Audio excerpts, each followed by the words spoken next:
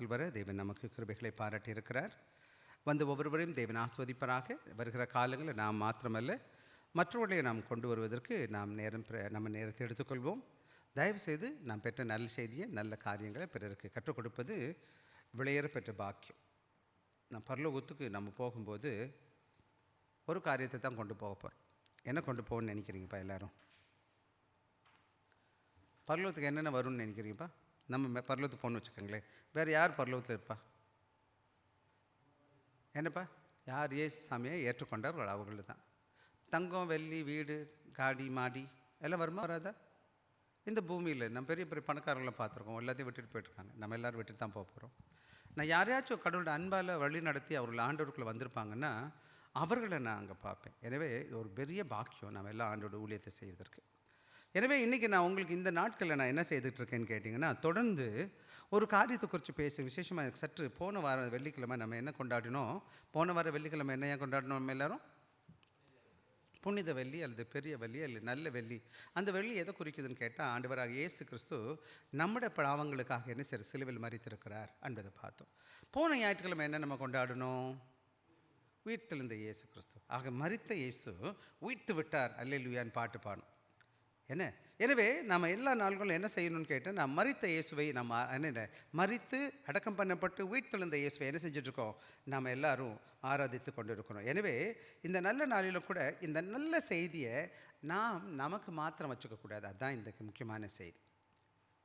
நாம் பெற்ற இந்த நல்ல செய்தியை, நற்செய்தினா என்னையா? நற்செய்தினா என்னன்னு சொல்லுங்கள் பார்க்கலாம். நற்செய்தினா என்னது?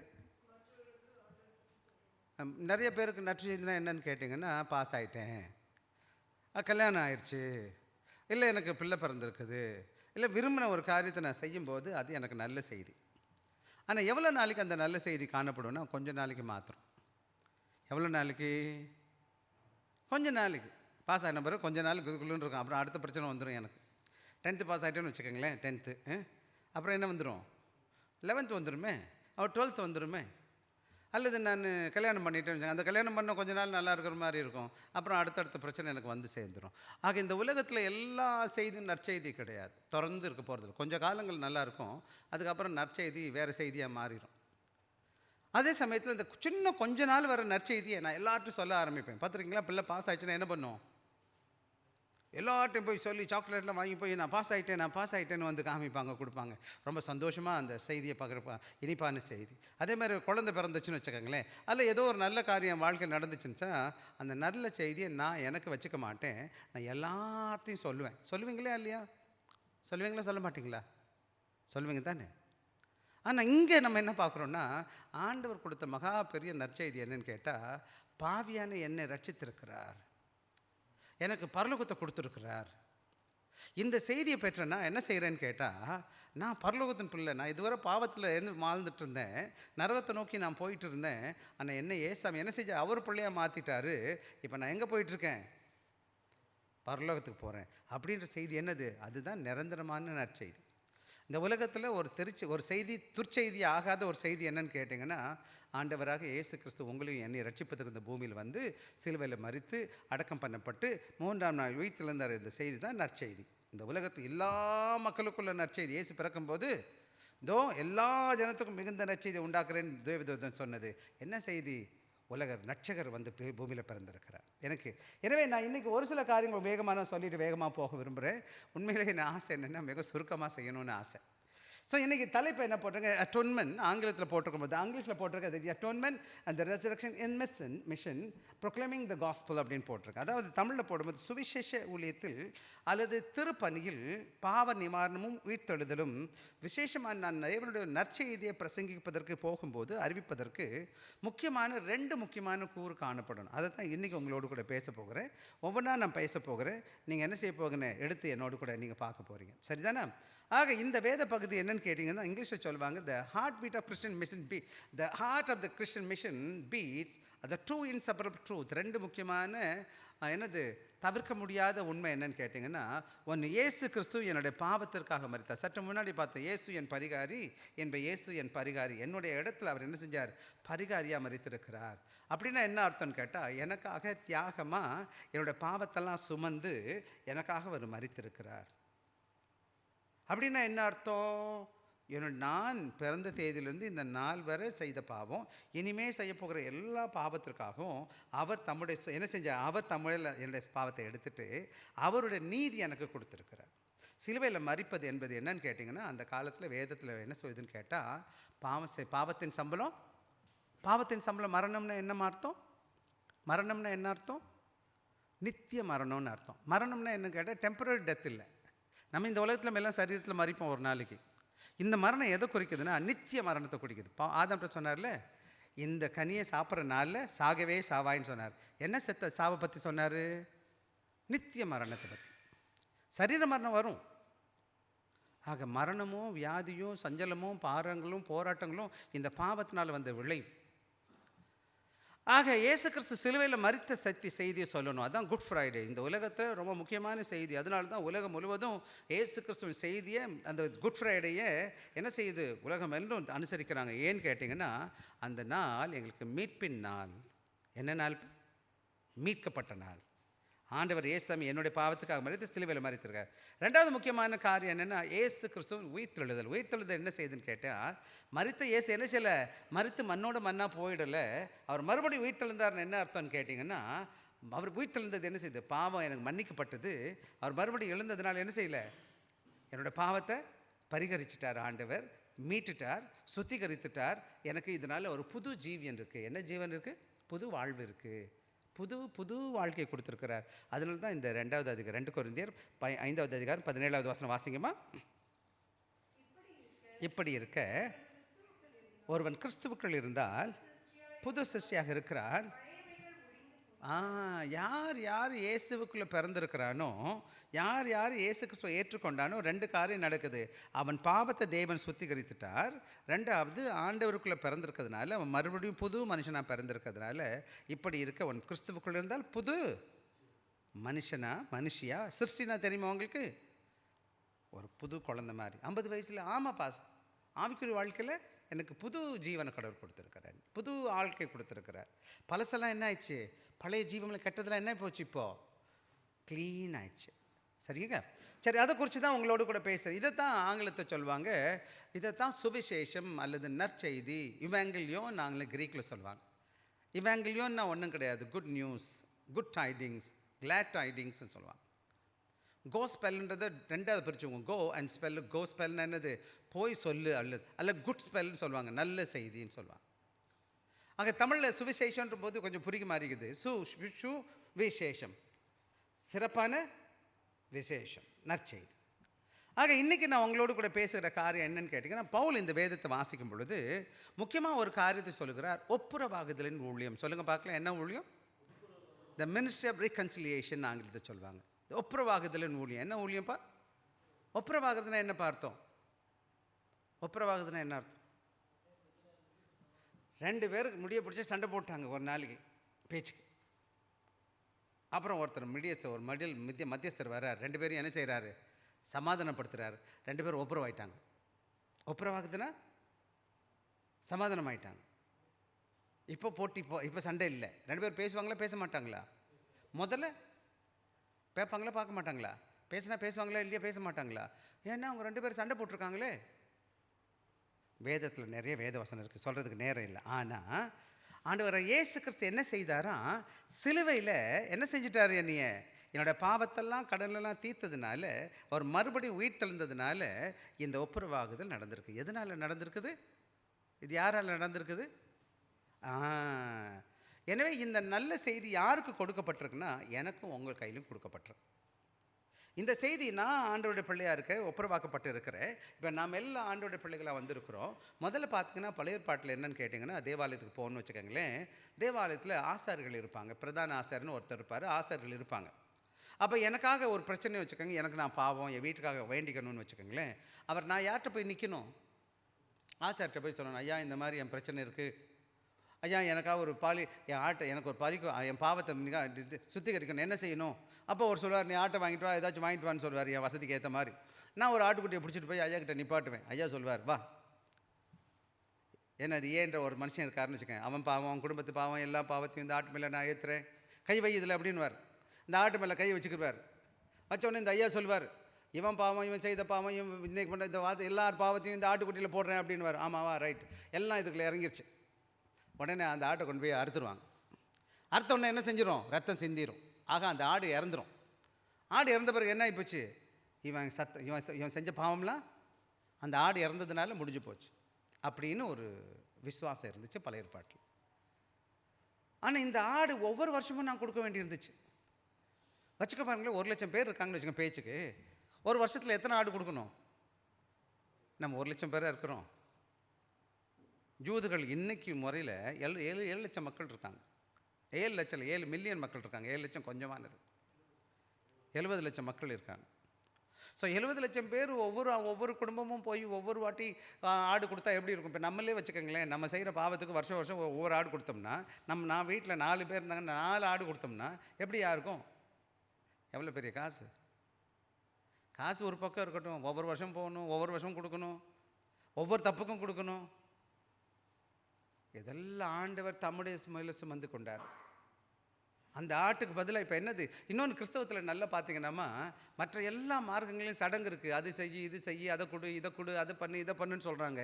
சபையில் எதுவும் செய்யணுமா? நமக்கு எல்லாத்தையும் அவர் செய்துட்டார். யார் செஞ்சுட்டா? நல்ல வேலை, நம்ம தப்பிச்சிட்டோம். என்ன தப்பிச்சிட்டோம்? அவனுக்கு இவனுக்கு எவனுக்கு கொடுக்க வேண்டியது கிடையாது. எவன் பேச்சும் கேட்க வேண்டியது கிடையாது. வசனம் இருக்க நான் படித்து தெரிஞ்சுக்கலாம். ஞாயிற்றுக்கிழமை வர்றது எதுக்குன்னா, இது என்ன சொல்லுதுன்னு கற்றுக்கொள்வதுக்கு தான்.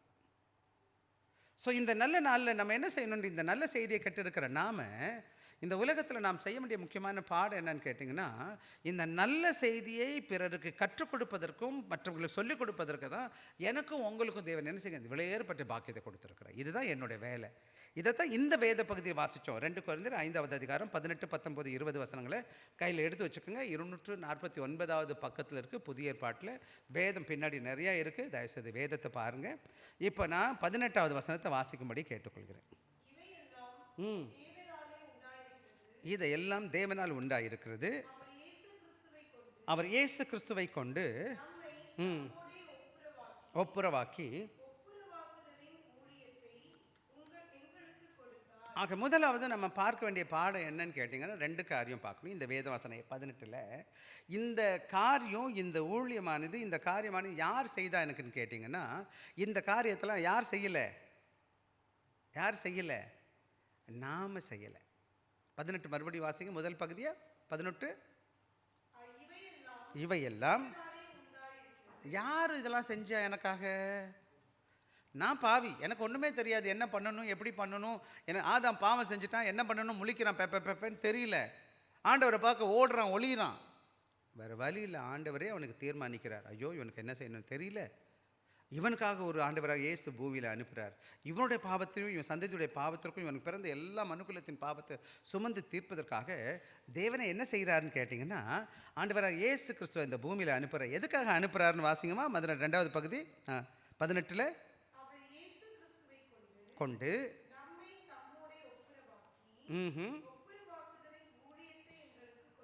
முதலாவது நம்ம முதல்ல எல்லாரையும் ஆண்டவரோட ஒப்புரவாக்குகிறார். எப்படி ஒப்புரவாக்குறாருன்னு கேட்டால், இயேசு கிறிஸ்து வந்து என்னுடைய பாவத்தை உங்களுடைய பாவத்தெல்லாம் வந்து சுமந்து தீர்த்ததுனால இப்போ நான் ஆண்டவரோடு கூட என்னவாயிட்டேன்? ஒப்புரவாயிட்டேன். இந்த ஒப்புரவாகிற ஊழியத்தை யார் செய்தா? தேவனே செய்கிறாரு. யார் மூலமாக செய்கிறாரு? இயேசு கிறிஸ்துவின் மூலமாக நமக்கு செய்கிறார். புரியுதா என்னது சொன்னது? இப்போ முதல்ல எப்படின்னா, நான் ஆதவர்கிட்ட போக முடியாது. நான் முதலே சொன்னேன் தருங்களேன், அங்கே பிரதான ஆசிரியர் இருப்பார், அவர்கிட்ட தான் போய் நான் நிற்கணும். அவர் தான் இடையில நிற்பார், என்னோடய காரியத்தெல்லாம் செய்யுது. ஒவ்வொரு முறையும் நான் பிரதான ஆசிரியர்கிட்ட தான் போய் சொல்லணும். ஆசிரியர்கிட்ட சொன்னால் தான் அவன் கேட்பார், வா அப்படியா, வா அப்படி உட்காந்து நான் செய்கிறேன்னு சொல்வார். அந்த புதிய பாட்டில் இயேசு கிறிஸ்துவுக்கு அப்புறம் என்னன்னு கேட்டிங்கன்னா, இந்த பூமியில் நமக்கு மத்தியஸ்தர் கிடையாது, இடையில ஒரு ஆள் கிடையாது. ஒரே ஒரு மத்தியஸ்தர் தான் இருக்கிறார். அவர் தான் ஆண்டவராக இயேசு கிறிஸ்து. அவர் என்ன செய்தார்னு கேட்டிங்கன்னா, எனக்கு அந்த மத்தியஸ்தரை ஆடத்தான் அடிப்பார். இந்த மத்தியஸ்தர் தன்னுடைய ஜீவனையே எனக்கு செஞ்சுருக்காரு. என்ன செஞ்சுருக்கிறாரு? எல்லாருடைய பாவத்தையும் சுமந்து அவர் மரித்து என்ன பண்ணிட்டார்? இப்போது தேவனோடு கூட ஒப்புரவாக்கிட்டார். அப்போ என் பாவம் என்ன ஆச்சு? ஆதாம் செய்த பாவத்தில் இந்த விளைவு என்ன இருக்குது? ஆதாம் செய்த பாவத்தில் இருந்து மீட்பு கொடுத்துருக்காங்க. 3 மீட்பில் 3 என்ன இருக்குது? ஏசாமி பாவத்திலிருந்து மீட்பு, பாவத்தின் சாபத்திலிருந்து மீட்பு, பிசாசிலிருந்து மீட்பு. எத்தனை மீட்பு வருது? சாத்தான் பிடியிலிருந்து, பாவத்திலிருந்து, பாவத்தினால் வந்த சாபத்தில் இருந்து ஆண்டவராக இயேசு கிறிஸ்து மூலமாக என்ன செஞ்சார்? மீட்பு கொடுத்துட்டு மாத்திரம் கிடையாது, தேவனோடு கூட உறவு என்ன ஆயிடுச்சுப்பா? இப்போ என் உறவு என்ன ஆயிடுச்சு? முதல்ல துண்டிச்சு இருந்துச்சு, இப்போ என்னாச்சு? பர்ஃபெக்ட் ஆகிடுச்சு. இப்போ நான் என்ன செய்ய முடியும்? ஆண்டவர்கிட்ட நேரடியாக போகணும். அதனால தான் புதிய ஏற்பாட்டில் விசேஷமாக இப்போ நாமெல்லாம் ஆண்டவர்கிட்ட நேராக ஜெபிக்கிறோம். இப்போ யார் மூலமாக ஜெபிக்கிறோம்? நேரடியாக எல்லாரும் ஜெபிக்க முடியும். இப்போ பாஸ்டர்கிட்ட நிற்க தேவையே கிடையாது. நீங்கள் இருக்கிற இடத்துல எங்கே இருக்கிறீங்களோ, எந்த மூலையில் இருந்தாலும், எந்த சூழ்நிலையில் இருந்தாலும், நீங்கள் எந்த பாஸ்டர்ட்டையும் போய் ஜெபிக்கணும்னு கேட்க வேண்டியது கிடையாது. ஏன்னா இயேசு கிறிஸ்துவின் மூலமாக நான் என்ன செஞ்சுருக்கேன்? தேவனோடு கூட ஒப்புரவாகிட்டேன். என்ன கிடையாது, எனக்கு அந்த உறவு இல்லை. அதனால தான் நான் யார்கிட்ட போகணும்? ஆசாரியன்ட்டு போகணும். இப்போ ஏசாமி தான் என்னுடைய பிரதான ஆசாரியனாக இருக்கிறாரு. அவர் மூலமாக எனக்கு என்ன கிடச்சிருக்கு? மீட்பு கிடச்சிருக்கு. எனவே இந்த வேலையை என்ன செஞ்சுருக்கிறாரு? நம்முடைய பாவத்தை சுமந்தது மாத்திரம் கிடையாது, அதன் மூலமாக என்ன பண்ணிட்டார்? எனக்கு அவருடைய நீதியை கொடுத்துட்டார். இங்கிலீஷில் இப்படி சொல்லுவாங்க, டபுள் இம்புடேஷன் சொல்லுவாங்க. என்னது இம்புடேஷன்? 2 விதமான காரியம். இதில் பாருங்களேன், இப்போ புரிஞ்சுக்கணும். ஆண்டவர் இயேசு கிறிஸ்து என்ன பண்ணினார்னா, அவர் என்னுடைய பாவத்தெல்லாம் எடுத்துக்கிட்டார் இல்லையா? இம்ப்யூட் பண்ணுறது என் மேலே அவர் எடுத்துக்கிட்டார். என்னுடைய பாவத்தில் அப்புறம் அதுக்கு பதில் அவர் என்ன கொடுத்தாரு? அவருடைய நீதியை கொடுத்தார். இப்போ ஒரு பக்கம் அவர் என்னுடைய பாவத்தில் எடுத்துக்கிட்டாரு, அவருடைய பாவத்தை கொடுத்துட்டாரு. இது இங்கிலீஷ் வச்சுவாங்க டபுள் இம்பியூட்டேஷன் சொல்லுவாங்க. அது புரியுதா? நமக்கு புரியுதா உங்களுக்கு? ஒருத்தர் நான் முதல்ல சொல்லி கொடுத்துருக்கேன். ஒருத்தர் கொலை செஞ்சுட்டு ஓடுறான், இடையில ஒருத்தர் பார்த்துடுறாரு, என்னடா பண்ணுறான்னு, ஐயோ இப்படி உடச்சிட்டியா, அவன் பிடிச்சிடுவான்னு சொல்லிட்டு அவன் ட்ரெஸ்ஸை வாங்கி இவர் போட்டுக்கிறாரு, இவன் ட்ரெஸ்ஸை அவனுக்கு கழட்டி கொடுக்குறாரு. அதே போல் இயேசு சாமி என்ன செய்யுது? என்னோட பாவத்தெல்லாம் சுமந்து என்னால் அழுக்காடு பாவமான சட்டையெல்லாம் வாங்கி போட்டுக்கிட்டு அவர் நீதியின் வஸ்திரம், அழுக்குப்படியாத பாவம் அறியாத அவருடைய கை சுத்தம், அவருக்கு நீதியின் வஸ்திரத்தை கொடுக்குறாரு. தான் வேதம் சொல்லுது, நீதியின் வஸ்திரத்தை தரித்து கொண்டு அப்படின்னு சொல்லு. அப்போ என்ன ஆகுது? அப்போ நான் யார்? கடவுளோட பார்வையில் எப்படி இருக்கிறேன்? இப்போது இயேசு கிறிஸ்துவின் வாயிலாக எப்படி இருக்கிறேன்? நான் நிரபராதியாக இருக்கிறேன். எப்படி இருக்கேன்ப்பா? அப்போ நான் தேவனோட ஒப்புரவாகிட்டேனா இல்லையா? இப்போ ஆண்டவரோட, அதனால தான் இன்னைக்கு ராத்திரி என்னுடைய மரணம் வந்தால் கூட நான் யார்கிட்ட எங்கே போயிடுவேன்? பரலோகத்துக்கு போவேன். எங்கே போவேன் நான்? பரலோகத்துக்கு போவேன். ஏன் பரலோகத்துக்கு எப்படி போவேன்? என் பாவத்தை ஆண்டவராக இயேசு கிறிஸ்து சிலுவையில் சுத்திகரித்திருக்கிறார். அதனால நான் தேவனோடு கூட என்னவாயிருக்கிறேன்? ஒப்புரவாயிருக்கிறேன். ஒப்புரவாயிட்டேன்னா புரியுதா சொல்கிறது? ஒப்புரவாக்கப்பட்டிருக்கிறோம். இதுவே இது யாருடைய வேலை கிடையாதுன்னு கேட்டிங்கன்னா, இது என்னுடைய வேலை கிடையாது. இது யாருடைய வேலைமா? ஆண்டவர் செய்த வேலை. அதனால தான் நான் தங்கம் கொடுக்க வேண்டாம், வெள்ளி கொடுக்க வேண்டாம், பொண்ணு கொடுக்க வேண்டாம், பொருள் கொடுக்க வேண்டாம், எந்த படிப்பு வேண்டாம், யாராக இருக்குதாலும் சரி, நான் ஆண்டவர்கிட்ட வந்தால் போதும். என்னோடய வாழ்க்கையை ஆண்டவருக்கு ஒப்பு கொடுத்தா போதும். கிறிஸ்தவத்தில் பாருங்கள், நல்லா புரிஞ்சுக்கணும். கிறிஸ்தவம் ரொம்ப எளிமையான சுவிசேஷம். சில மார்க்கங்களை சொல்லுது, நீ அதை பண்ணு, இதை பண்ணு, மொட்டையடி, தீயில் இறங்கு, உள்ளே குத்திக்கோ, அங்கே குத்திக்கோ, இல்லை இவ்வளோ தூரத்துக்கு போ, அவ்வளோ தூரத்துக்கு போ, அங்கே போ, இங்கே போ. சபையில் கிறிஸ்தவத்தில் எங்கே போகணும்? எங்கேயும் போக வேணாம்.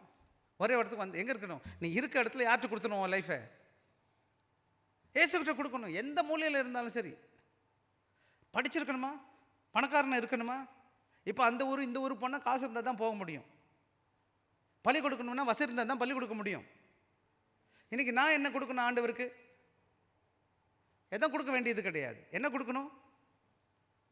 ஒரு பாட்டு இருக்குது, அவர் தங்கத்தை கேட்கல, வெள்ளியை கேட்கல, அவர் என்னத்தை கேட்குறாரு?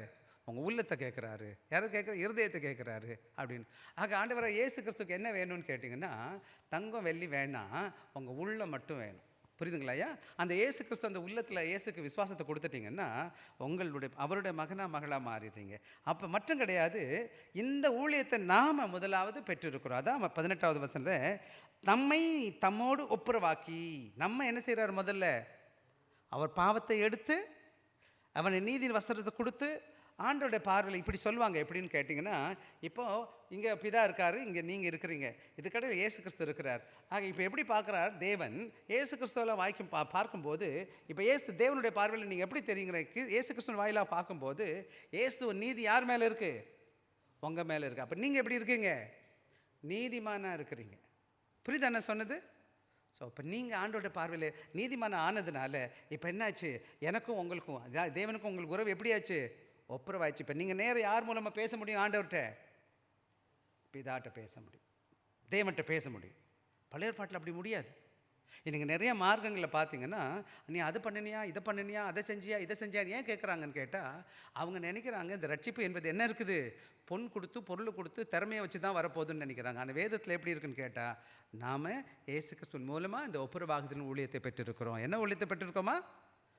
ஒப்புரவாக. ஆக முதலாவது நானும் நீங்களும் இந்த இயேசு கிறிஸ்துவின் மூலமாக ரட்சிக்கப்பட்டிருக்கணும். ஆக தேவனோட ரட்சிப்பை பெற்றிருக்கணும். ஆக சுத்திகரிக்கப்பட்டிருக்கணும். அப்போ நான் தேவனோட ஒப்புரவாக்கப்பட்டிருக்கணும். புரியுதா நான் உனக்கு சொன்னது? ஆக இந்த ஊழியம் என்னன்னு கேட்டால், mission not about human ambition. அதாவது இந்த உலகத்தில் நல்லா புரிஞ்சுக்கணும், நாம் செய்கிற ஊழியம் என்பது மனித விருப்பம் கிடையாது, மனித ஆசை கிடையாது. இது தேவனுடைய அன்பு. யாருனால இதை என்ன செய்கிறாரு? ஏன் இதை செஞ்சார் ஆண்டவர்? எனக்காக சிலுவையில் மரிச்சார். எதுக்கு இயேசு கிறிஸ்து இந்த பூமியில் அனுப்புனார்? 3:16 சொல்லுது. யோவான் 3:16 என்ன சொல்லுது? தேவன் தம்முடைய ஒரே பேரான குமாரன் விசுவாசிக்கிறவன் எவனோ அவன் கெட்டு போகாமல் நித்திய ஜீவனை அடையும்படிக்கு இவ்வளவாய் உலகத்தில் அன்பு கொண்டார். ஆண்டவருடைய அன்புனால கிறிஸ்துவை இந்த பூமியில் அனுப்பி எனக்காக மறிக்க வச்சு அவர் நம்ம என்ன செஞ்சுருக்கார்? ஆண்டவரோடு கூட ஒப்புரவாக்கி இருக்கிறார். ஆக நான் ஆண்டோட மகளாக இருக்கிறேன்.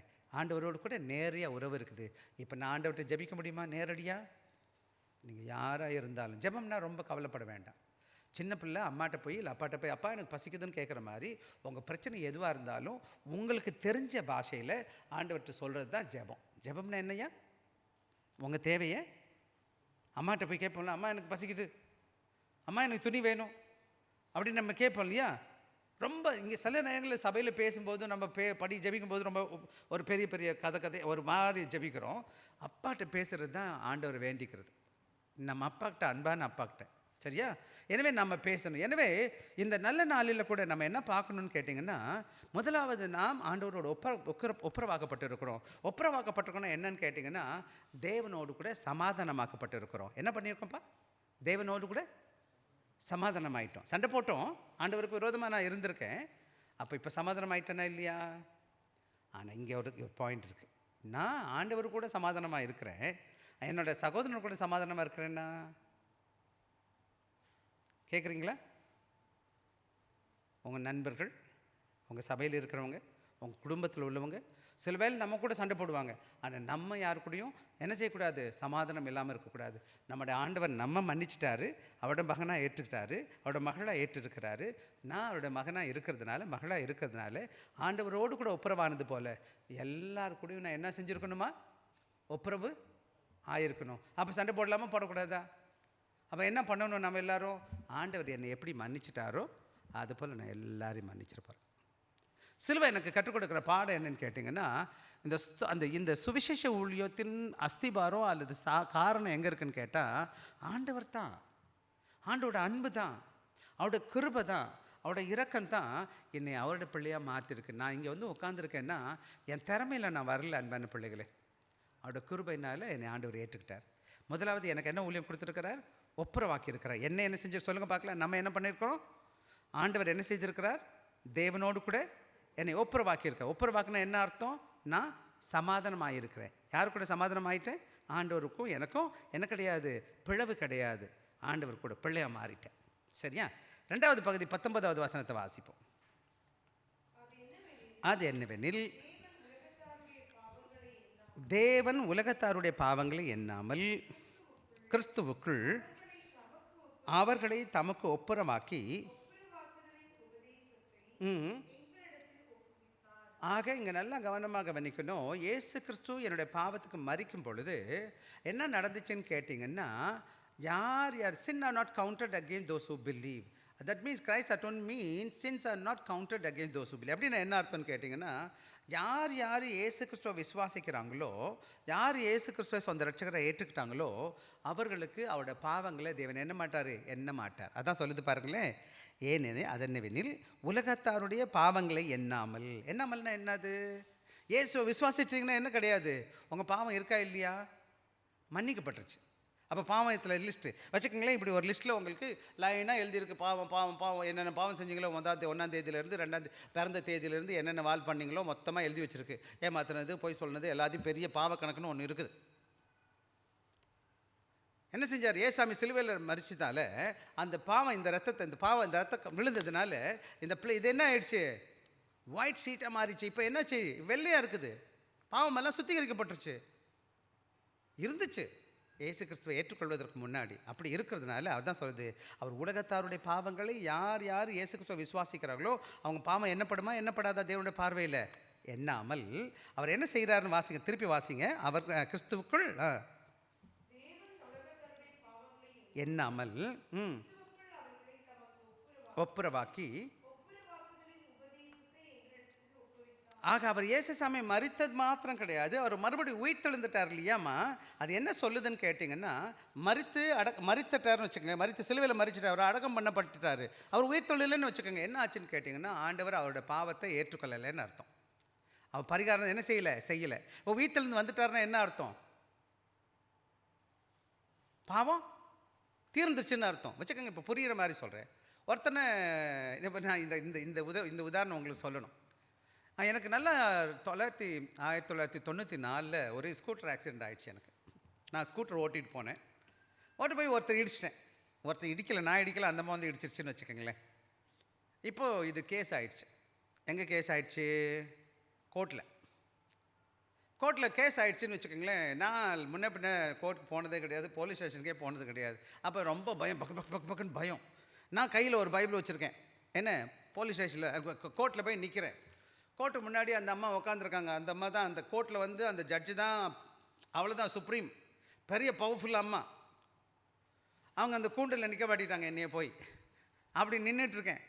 என்ன சொல்ல போகிறாங்களோ. அதில் என்ன குறை இருந்துச்சுன்னு கேட்டால், எனக்கு லைசன்ஸ் இல்லை. நான் வண்டி ஓட்டுறது பரவாயில்ல, என் வண்டி தான். ஆனால் பிரச்சனை என்னன்னு கேட்டிங்கன்னா, என்கிட்ட லைசன்ஸ் இல்லை. லைசன்ஸ் இல்லாமல் வண்டி ஓட்டி அடித்தா என்ன அர்த்தம்? அது பெரிய குற்றம். இந்த அம்மா என்ன பண்ணாங்கன்னு கேட்டிங்கன்னா, எனக்கு பயம் பக்குன்னு பண்ணுது. அப்போ நான் கவர்மெண்ட்டில் டீச்சராக வேறு வேலை பார்க்குறேன். அது வந்து என்ன ஆகுன்னு தெரியல, வேலை போயிடுமா என்னென்னமோ கேள்வி வந்துட்டுருக்கு. அப்புறம் இந்த அந்த என்ன செஞ்சுட்டாங்கன்னு கேட்டால், அந்த ஜட்ஜு உட்காந்துருக்காங்க பார்த்தீங்களா, என்ன சொல்லிட்டாங்க, அவன் அங்கே கீழே உட்காந்துருக்கான் ஒருத்தன். அவன் சொல்கிறான், அந்த அம்மா ஏதோ சொல்லிச்சு, எனக்கு சரியாக கேட்கல. உடனே இவன் கீழே சொல்கிறான், ஜட்ஜ் சாப் ஆப்கோ மாப் கர் தியா. என்ன சொல்லிட்டாங்களா? ஜட்ஜ் அம்மா அவங்களே மன்னிச்சிட்டாங்க. என்ன சொன்னாங்க? ஜட்ஜ் அம்மா உன்னைய மன்னிச்சிட்டாங்க அப்படின்னு சொன்ன உடனே எப்படி இருக்கும்பா எனக்கு? பாருங்கள், எனக்கு ஃபைன் அடிச்சிருக்கணும். எனக்கு என்ன கிடையாது, லைசன்ஸ் கிடையாது. நான் வேறு ஒரு அம்மாவை இடிச்சுவிட்டேன் ஸ்கூட்டரை. நல்ல வேலை அந்த அம்மாவுக்கு அடிப்படலை, எனக்கு தான் நிறைய அடி. ஓகேவா? ஆனால் என் லைஃப்பில் அந்த மன்னிப்புன்ற ஒரு வார்த்தை எனக்கு கேட்ட பிறகு அப்பா மேலே கீழே குதிக்கிறேன். எனக்கு சந்தோஷம் எனக்கு. பாருங்களேன், இந்த சாதாரண ஒரு சின்ன மிஸ்டேக்கில் போய் ஒரு ஜட்ஜுக்கு முன்னாடி மன்னிப்புன்னு கேட்ட உடனே எனக்கு எவ்வளோ சந்தோஷமாக இருந்துச்சு இல்லையா? வச்சுக்கோங்க, நம்மெல்லாம் நரகத்துக்கு போகிறவங்கள ஆண்டவர் என்ன செஞ்சிட்டாரு? என்ன செஞ்சிட்டார்? நான் என்னை மன்னிச்சிட்டாருன்னு எப்படி தெரியும் எனக்கு சொல்லுங்கள்? மன்னிச்சிட்டாருன்னு எனக்கு எப்படி தெரியும்? என்ன, ஒன்றும் விடுதலை, ரெண்டாவது எந்த ஃபைன் இல்லை எனக்கு. அவங்க மன்னிக்கலைன்னா என்ன பண்ணியிருக்கணும்? எனக்கு ஃபைன் அடிச்சுட்டு அப்புறம் அதுக்கு வந்து தண்டனை கொடுத்துருப்பாங்க, ஏதாச்சும் பண்ணியிருப்பாங்க. இப்போ 1000 கட்டு, 500 கட்டு, 2000 கட்டு ஏதோ கட்டுன்னு சொல்லியிருப்பாங்க. எனக்கு ₹1 கூட வாங்கல, ஒரே மன்னிச்சிட்டுன்னு சொன்ன உடனே எனக்கு ரொம்ப சந்தோஷமாக போச்சு. நான் பாட்டுக்கு வெளியில் போயிட்டு, அப்பா இந்த லைஃப்லேயே என்னால் மறக்க முடியாத அந்த அனுபவங்கள் வந்து 1994 இந்த அனுபவம் நடந்துச்சு. இன்றைக்கி நீங்கள் நினச்சி பாருங்கள், ஆண்டவராக இயேசு கிறிஸ்து உயிர்த்தெழுந்து வெளியில் வந்துட்டாருன்னா என்ன அர்த்தம்? அவர் சிறையில் இல்லை, அவர் மரணத்தில் இல்லை. உயிர்த்தெழுந்தா என்னாச்சு? இந்த பாவம் அங்கீகரிக்கப்பட்டுச்சு. அவருடைய பாவம், அவர் செய்த காரியங்களை முடிச்சுட்டு வந்து அவர் வெளியில் வந்துட்டாருன்னா அவர் விடுதலை பெற்றிருக்கிறார். எதனால்? அவர் எந்த நோக்கத்திற்கு வந்து மரித்தாரோ அதெல்லாம் விடுதலை பெற்றிருக்கார். அதனால தான் நல்லா புரிஞ்சுக்கணும், நமக்கு ஆண்டவர் என்ன செய்தார்? மரணத்தில் உயிர்த்தெழுந்தது எதை காமிக்குதுன்னு கேட்டிங்கன்னா, பாவத்திலிருந்து வெற்றி, மரணத்திலிருந்து வெற்றி, இந்த நீதி நியாய தீர்ப்பிலிருந்து தேவன் வெற்றியை கொடுத்துருக்கிறார். அதான் உயிர்த்தெழுதல். ஆக இந்த உயிர்த்தெழுதல் என்ன பண்ணுதுன்னு கேட்டிங்கன்னா, எனக்கு ஆண்டவரோடு ஒப்புரவாகிறது மாத்திரம் கிடையாது, எனக்கு என்ன செய்யுதுன்னு கேட்டிங்கன்னா, நாம் ஒப்புரவாக்கப்பட்டது உண்மை. ஆனால் இந்த நல்ல செய்தி எங்கே யார் கொடுத்துருக்கிறாராம்? 19 மறுபடியும் வாசிங்க எனக்காக. அது என்னவெனில், எண்ணாமல் ஒப்புரவாக்கி. ஆக எனக்கு வந்து இப்போ புது வாழ்க்கையை கர்த்தர் கொடுத்துருக்காரு. எப்படி அந்த ஜட்ஜ் அம்மா எனக்கு தேங்க்யூ நான் மன்னிச்சிட்டேன்னு சொன்னாங்களோ, எப்படி எனக்கு ஒரு புது ஜீவன் வந்துச்சு இல்லையா? அதே போல் இயேசு கிறிஸ்து மரித்து உயிர்த்தெழும் பொழுது எனக்கு என்ன கிடைக்குதுன்னு கேட்டிங்கன்னா, அவருக்குள்ளே எப்படி இயேசு கிறிஸ்து என்னுடைய பாவத்துக்கெல்லாம் மரித்து மரித்தாரோ, அவர் உயிர்த்தெழும்போது எனக்கு என்ன கொடுத்துருக்காரு? புது வாக்கு தத்தத்தை கொடுத்துருக்கிறார். எனக்கு என்ன இருக்குது? ஒப்புரவாகுதல் கிடைத்தது மாத்திரம் கிடையாது, எனக்கு புது வாழ்க்கையை கொடுத்துருக்கிறார். ஒரு நித்தியத்தின் மகளாக காணப்படுகிறேன். அதுதான் அந்த உயிர்த்தெழுதல் சொல்லிக் கொடுக்குது. மரணம் என்பது கிடையாது. என்ன கிடையாது? கடைசி கிடையாது. மரணம் என்பது தேவனோடு சேர்கிற ஒரு இடமே தவிர. ஆனால் உண்மையில் எங்கே போக போகிறேன்? நான் என்னோடய மரணம் வந்தால் கூட நான் ஆண்டவரோடு இணைக்கப்படுகிறேன். எனவே இந்த நல்ல வேளையில் நான் சொல்கிற காரியம் என்னென்னு கேட்டிங்கன்னா, ஆண்டவரோட மரணம் ரொம்ப முக்கியம், ஆண்டவர் உயிர்த்தெழுது ரொம்ப முக்கியம். நம்முடைய செய்தி என்னன்னு கேட்டிங்கன்னா, ஏன்னா நான் நல்லவளாக இருக்கிறதுக்காக கிறிஸ்தவம் சொல்லப்படலை.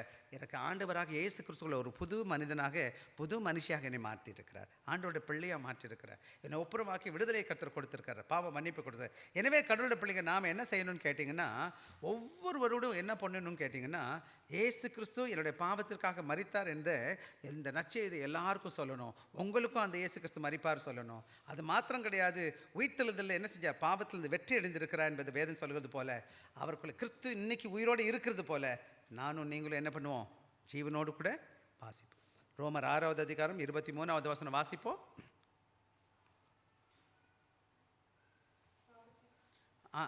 ஆறாவது மரணம். அடுத்து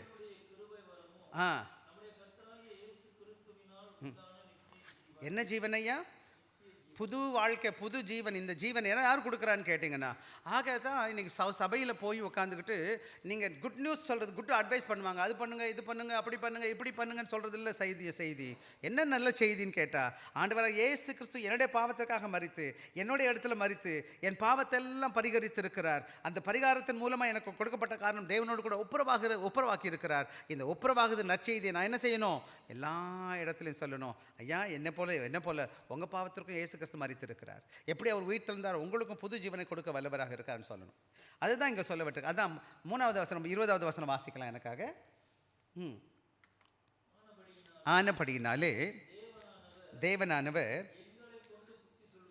எங்களை கொண்டு புத்தி சொல்லுகிறது போல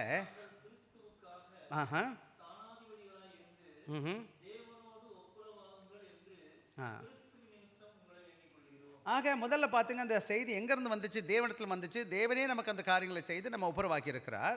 நாம் அந்த ஒப்புரவாகுதல் ஊழியத்தின் செய்தியாளர்களாக காணப்படும். அதுதான் செய்தியாக இருக்கிறது. அதை நான் என்ன பண்ணணும்னு கேட்டேன். 3வது, எப்படி அந்த ஊழியத்தை தேவன் செய்ய விரும்புகிறார்னு கேட்டிங்களா, நீங்களும் நானும் என்னவாக இருக்கிறோன்னு கேட்டிங்கன்னா, ஆண்டவருடைய ஸ்தானாதிபதிகளாக இருக்கிறோம். என்ன பதிப்பா? ஸ்தானாதிபதினா என்ன அர்த்தம்? அம்பாசிடர்னு இங்கிலீஷில் சொல்லுவாங்க. சில வேளைகளில் இந்த சிங்கப்பூர் நாட்டிலேருந்து இந்த சிங்கப்பூர் நாட்டு பிரதிநிதி எங்கே இருப்பார்? அம்பாசிடர்னு போயிருப்பார். மற்ற எல்லா நாடுகள்லையும் ஒவ்வொருத்தரை அனுப்பி வைப்பாங்க. புரியுதுங்களா உங்களுக்கு?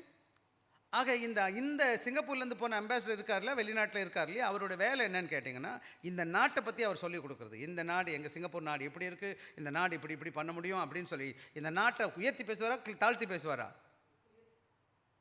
அதை ஏன்னு கேட்டால், இந்த நாட்டு பிரதம மந்திரி அவரை அனுப்பியிருக்கிறார், பிரசிடண்ட் அனுப்பியிருக்கிறார். அதே போல் நீங்களும் நான் யாருடைய ஸ்தானாதிபதிகளாக இருக்கிறோம்? கிறிஸ்துவின் ஸ்தானாதி. கிறிஸ்து யார் நமக்கு?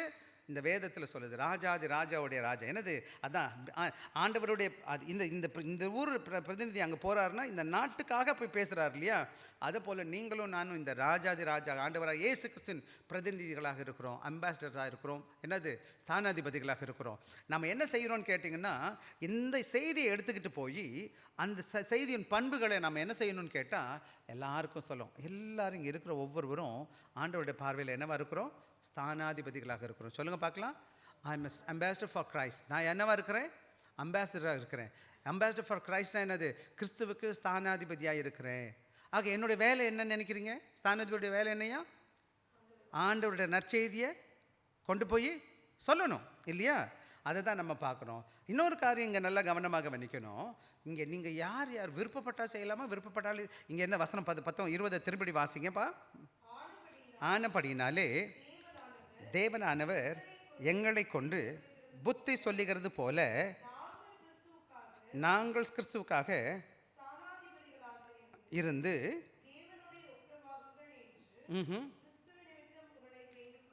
அது மாத்திரம் கிடையாது. இந்த நல்ல செய்தி என்னன்னு கேட்டால், இங்கே இருக்கிற ஒவ்வொரு விசுவாசிகளும் ஆண்டவருடைய ஸ்தானாதிபதிகளாக இருக்கிறோம்.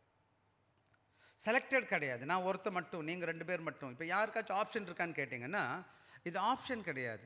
ஆப்ஷன் என்னது? நான் செய்யவா வேணாமா? அப்படி கிடையாது. எல்லாருமே நம்ம எல்லாரும் ஆண்டவர் இயேசு கிறிஸ்துவின் என்னவா இருக்கிறோம். இன்னும் சொல்லப்போனால் ஒரு பேட்ச் எழுதி கொடுத்துருக்கிறார். ஆண்டவர் என்ன செஞ்சுருக்கிறாரு? அவரோட ஸ்தானாதிபதியாக அனுப்பிட்டு இருக்கிறார். நான் இருக்கிற இடத்துல, நான் வேலை செய்கிற இடத்துல, நான் எங்கெங்கே போகிறேனோ, கடவுள் எங்கே வச்சுருந்தாலும், நீங்கள் டிரைவராக இருக்கலாம், அல்ல எந்த வேலை நீங்கள் பார்க்கலாம், என்ன வேலை செஞ்சாலும், சின்ன வேலை பெரிய வேலை பார்த்தாலும் ஆண்டவர் உங்களை பார்த்துக்கிட்டே இருக்கிறார். என்ன சொல்கிறாரு?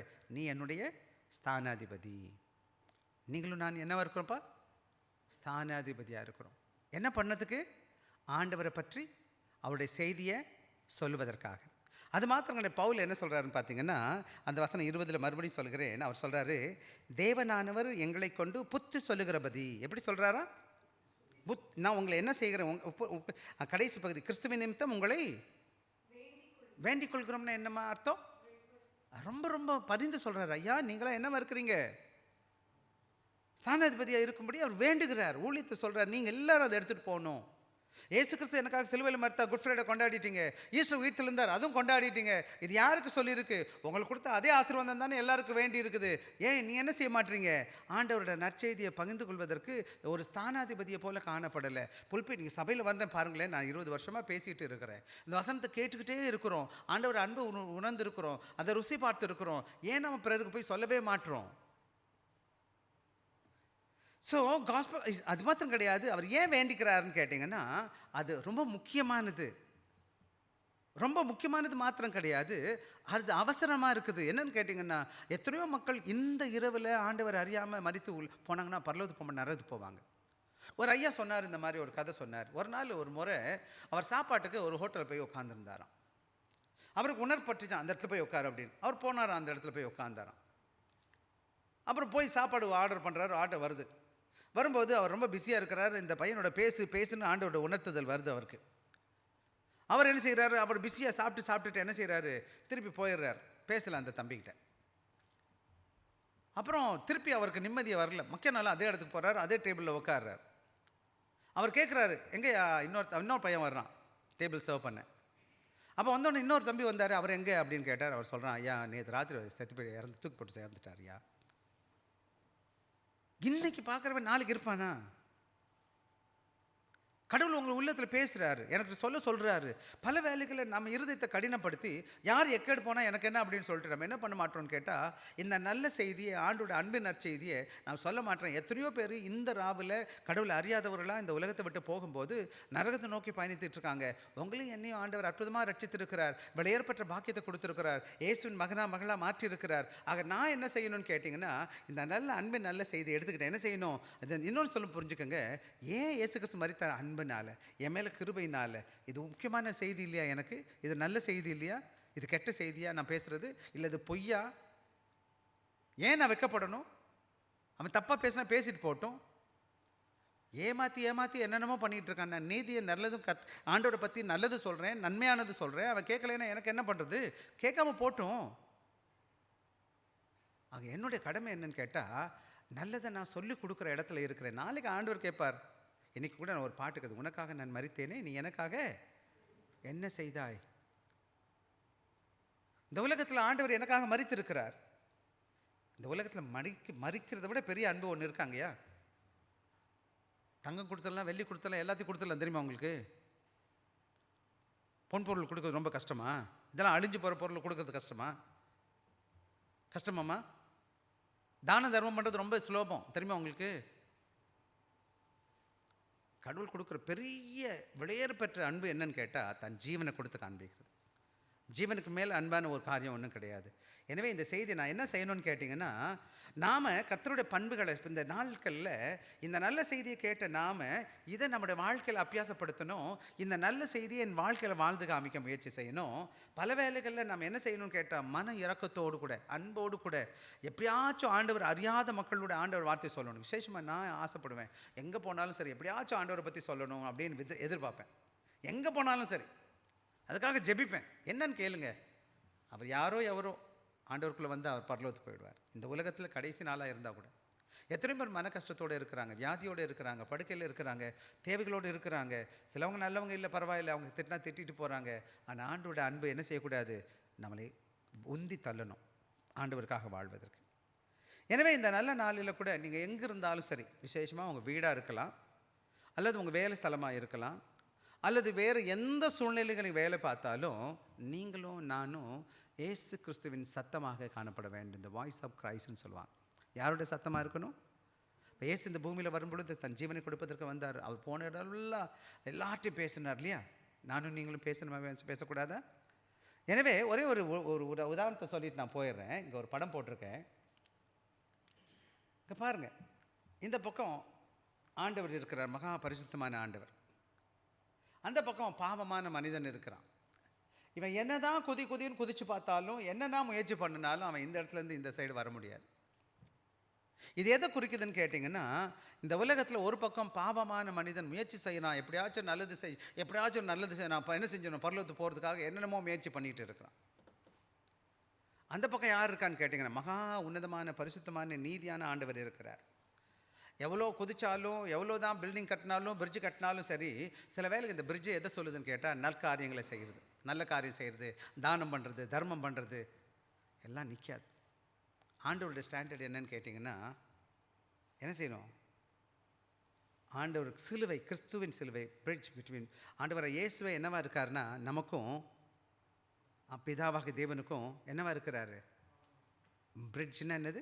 பாலமாகவும் மத்தியஸ்தராகவும் இருக்கிறார். அதுதான் ஸ்ட்ராங்காக இருக்குது. இங்கிலீஷ் சொல்லுவாங்க ஸ்டடி, அன்ஷேக்கபிள், கம்ப்ளீட்.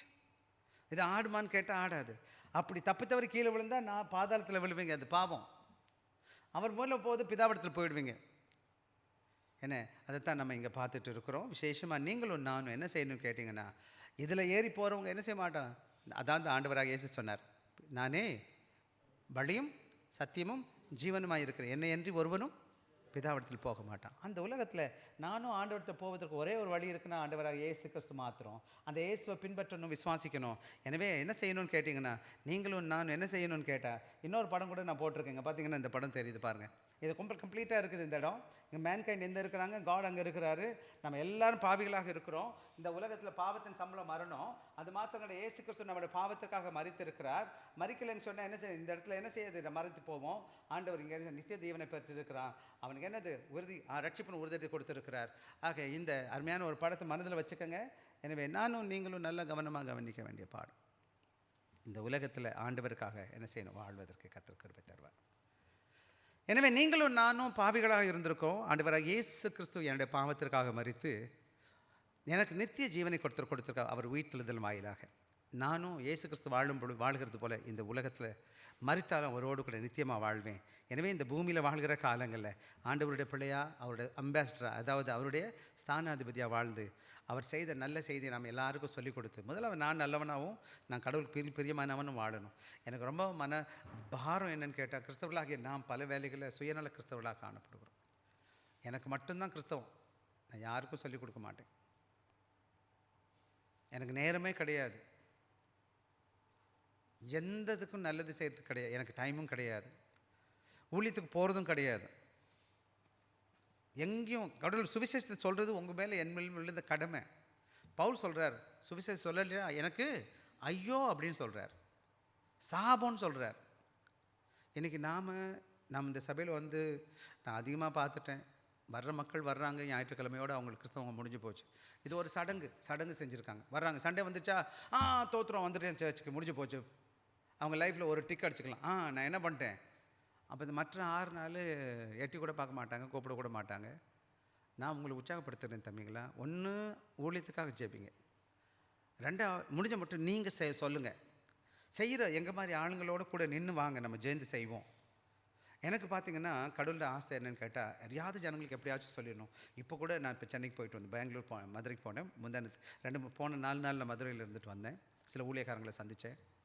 அப்புறம் பேசிட்டு ஜெபம் பண்ணிட்டு வந்தேன். அப்பா நம்மலாம் சேர்ந்து செய்வோம்ப்பா அப்படின்னு சொல்லிட்டு.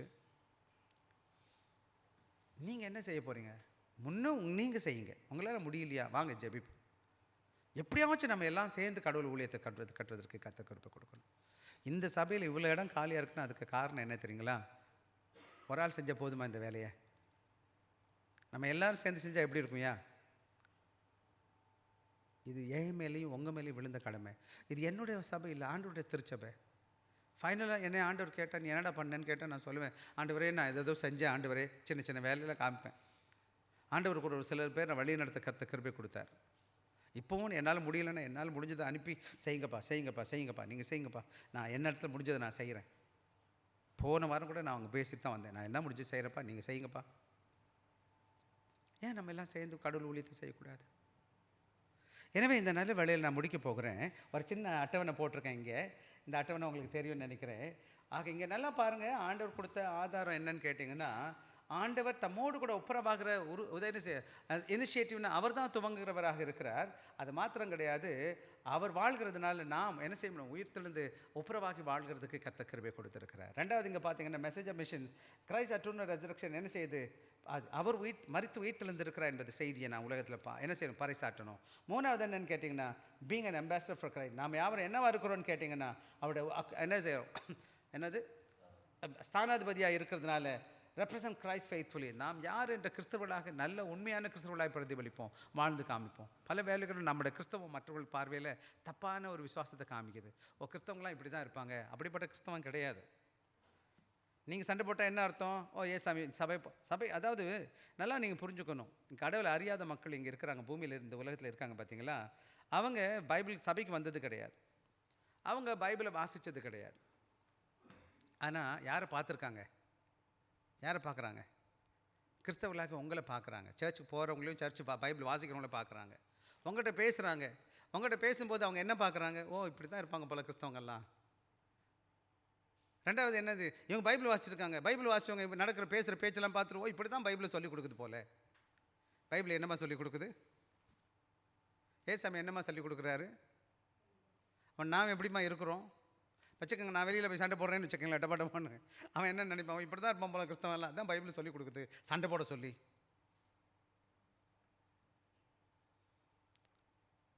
போட்டி, போறாமல், வம்பு, வழக்கு, சண்டை, சச்சரவு, அசிங்கம். யாரை பற்றி தப்பாக பேச வேண்டியதில்லை.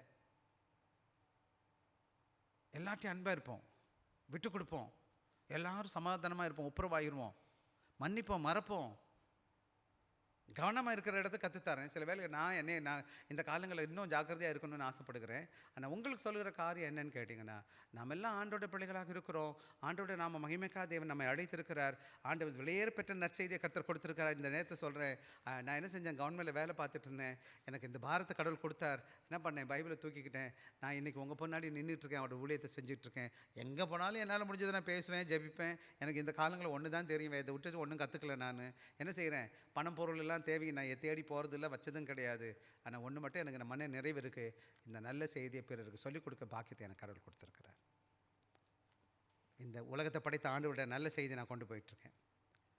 இன்றைக்கி யார் இந்த வேதத்தை தூக்குறாங்களோ, இந்த வேதத்தின் ஆண்டவரை தூக்குறாங்களோ, அந்த ஆண்டவர் உங்களையும் இந்த வேதத்தையும் உங்களையும் தூக்கிடுவார், உங்கள் வாழ்க்கையை தூக்கிடுவார். இந்த வேதத்தை தூக்கி பாருங்கள், அவரை பற்றி சொல்லி பாருங்கள். ஒரே ஒரு கதை சொல்லிட்டு நான் முடிச்சிடவா? ஒரு முறை ஒரு ராஜா ஒரு மந்திரியை பார்த்து சொன்னாராம். தம்பிடா, மம்பிட்டு சொன்னாராம், இன்றைக்கி நான் ஒரு நல்ல கடவுள் மனுஷனை பார்க்கணும், போய் ஒரு ஆளை கூட்டிகிட்டு வா அப்படின்னாராம். இந்த மந்திரிக்கு தெரியல என்னடா பண்ணுறதுன்னு. அங்கே ஒரு பெரிய திருடன் இருந்தானா, ரொம்ப பெரிய திருடன், எல்லா வேலையும் பண்ணுவானா. அப்போ இந்த மந்திரி ஷார்ட்கட்டை என்ன பண்ணாராம், இவர் சொல்லிட்டார், தம்பிடா நீ நல்ல சாமியார் மாதிரி வேஷம் போட்டுக்கோ, எங்கள் ராஜா ஒரு நாள் வருவார், நீ அவருக்கு முன்னாடி நல்ல என்ன நடிக்கணும், ஒரு நல்ல கடவுள் மனுஷன் மாதிரி நடிச்சிடணும். நடிச்சேன்னா இவ்வளோ பெரிய காசு தர்றேன் அப்படின்னு சொல்லிடுறார். திருடனுக்கு எப்படி இருக்குது, ரொம்ப ரொம்ப சந்தோஷம். அடாடாடா, இப்படி ஒரு சாய்ஸ் எப்படா கிடைக்கும் அப்படின்னு காத்துக்கிட்டே இருந்தானா. இப்போ திருடன் எது காத்துட்ருக்கான். அப்போ அந்த ஒரு பர்டிகுலர் நாள் வந்துச்சு, அந்த முக்கியமான நாள் வந்துச்சு. ராஜா என்ன செய்கிறாரு, வர்றாரு, பழம் அது இது கண்டதெல்லாம் தூக்கிட்டு வர்றாரு. யாரை பார்க்க வர்றாரு, இந்த சாமியாரை பார்க்க வர்றாரு. இந்த மனுஷன் கடவுள் மனுஷனை பார்க்க வந்தார். வந்த உடனே என்ன செய்கிறார், டமான் காலில் விழுகிறார். அந்த சாமியார் காலில் ராஜாவே புத்தன் விழுந்துட்டார். விழுந்த உடனே இவன் பயந்தே பட்டான். பட் இருந்தாலும் நல்லா நடிக்க தெரிஞ்சவன். இவனுக்கு தான் காசு தானே முக்கியம், நல்லா படிக்கிறான், நல்லா நடிச்சிட்டான். நல்லா முடித்தோடனே ராஜா மெச்சி, நல்லா நடிச்சிட்டான், இவன் நடிச்சிட்டா அவன் போயிட்டார். ராஜா போனோடனே அங்கேருந்து கொஞ்சம் ரெண்டாவது நாள் யார் வர்றா இப்போது யார் இந்த மந்திரி வர்றார். எதுக்கு, அவன் சொன்ன காசை தூக்கிட்டு வர்றார். அப்பா நான் இவ்வளோ தான் சொன்னேன், இந்த வச்சுக்கோ அப்படின்னு சொல்லிட்டு காசு கொடுத்தார். நான் சொன்னேன், எனக்கு காசுலாம் வேணாம். ஐயோ நான் கொஞ்சம் தானே பேசுனேன், நீ என்ன நிறைய கேட்குறேன். நான் நிறையா கேட்கலாம், கொஞ்சமும் கேட்கல, இந்த காசே எனக்கு வேணான்ட்டான். ஏன்டா காசே வேணாம், நடித்ததுக்கே ராஜா காலில் விழுகிறாரு. நிஜமாக இருந்தால் எவ்வளோ பேர் வந்திருப்பான்? நடித்ததுக்கே ராஜா காலில் விழுந்துட்டான். இவன் உண்மையாக இருந்தால் எப்படி இருந்திருக்கோன்ட்டு அதுக்கப்புறம் அவன் சாமியாராக போயிட்டான், கடவுள் மனுஷனாக போயிட்டான். திருடனை கூட கடவுள் மாற்றுறார். ஸோ பாருங்கள், இது பெரிய பாக்கியம். ஆண்டவருக்காக ஊழியம் செய்கிறது. என்னெல்லாம் கேட்டிங்கன்னா, நான் மனுஷனுக்கு ஊழியம் பார்க்கல, இந்த உலகத்தை படித்த ஆண்டவருக்கு வேலை பார்த்துட்ருக்கேன். என்னோடய கம்பெனி எங்கே இருக்குதுயா? பரலோக கம்பெனி. எனக்கு என்னோடய ஆளில் எங்கே சேர்த்துட்ருக்கோம்? பரலோகத்துக்கு நான் சேர்த்துக்கிட்டு இருக்கேன் ஆட்கள். ஸோ ஆண்டவர் கொடுத்த பெரிய பாக்கியம் நம்மெல்லாம் கடவுள் பிள்ளைகளாக இருப்பது. கடவுள் கொடுத்த பெரிய பாக்கியம் ஆண்டோட சத்தியத்தை தெரிஞ்சுக்கிறது. நம்மளாம் ஒரு காலத்தில் கடவுள் அறியாத குடும்பத்திலேருந்து வந்திருக்கிறோம். நான்லாமா கடவுள் அறியாத, சுத்தமாக ஆண்டவர் அறியாத குடும்பத்திலேருந்து வர்றேன். நான் தான் கிறிஸ்தவன் எங்கள் வீட்டில். இன்றைக்கி ஆண்டோட கிருபைனால உங்கள் முன்னாடி நிப்பாட்டி இருக்கிறார். ஒன்று தான், அவரை பற்றி ஆண்டவர் கொடுத்த பெரிய பாக்கியம், அவரை பற்றி சொல்வதற்கு. இன்னும் சொல்லப்போனால் இது எனக்கு கொடுத்த பெரிய பாக்கியம். எனக்கு பணம் பொருள் கொடுக்காத சமாதான சந்தோஷம் கடவுள் கொடுத்துருக்கிறார். உங்களுக்கும் பெரிய ஆசீர்வாதத்தை கொடுப்பார். நீ உங்கள் வாழ்க்கையை கர்த்தருக்கு ஒப்பு கொடுங்க. நிச்சயமாக கடவுள் உங்களை கைவிடவே மாட்டார்.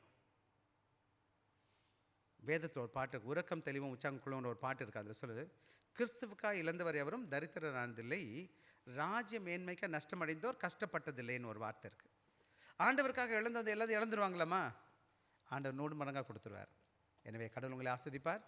கண்கள் மூடி நாம் ஜெபிப்போம். இரக்கமுள்ள கர்த்தாவே, மறுபடியும் இந்த வார்த்தை கேட்பதற்கு கிருபை தந்தீர்.